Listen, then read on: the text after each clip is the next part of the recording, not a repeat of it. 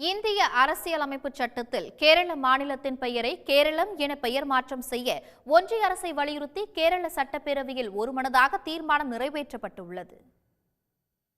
சட்டப்பேரவையில் தீர்மானம் கொண்டு வந்த கேரள முதலமைச்சர் மலையாளத்தில் கேரள மாநிலத்தின் பெயர் கேரளம் என்றே உள்ளதாகவும், அதே சமயம் அரசமைப்பு சட்டத்தின் முதல் அட்டவணையில் மாநிலத்தின் பெயர் கேரளா என்று உள்ளதாக தெரிவித்தார்.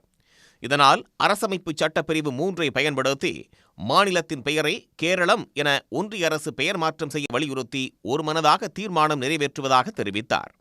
கடந்த ஆகஸ்ட் 9ஆம் தேதியும் இதே கோரிக்கையை வலியுறுத்தி ஒருமனதாக தீர்மானம் நிறைவேற்றப்பட்டதாக தெரிவித்த பினராயி விஜயன், மாநிலங்களின் பெயர் பட்டியல் உள்ள முதல் அட்டவணையில் திருத்தம் மேற்கொள்ளவும், அதேபோல அலுவல் மொழிகள் அடங்கிய பட்டியல் இடம்பெற்றுள்ள 8வது அட்டவணையில் திருத்தம் மேற்கொள்ளவும் தீர்மானத்தில் வலியுறுத்தப்பட்டதாக கூறினார்.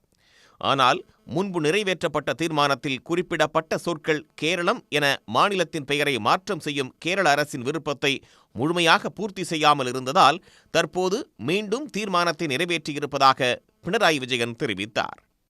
உடனுக்குடன் செய்திகளை தெரிந்து கொள்ள சன் நியூஸ் பெல் ஐகானை கிளிக் பண்ணுங்க.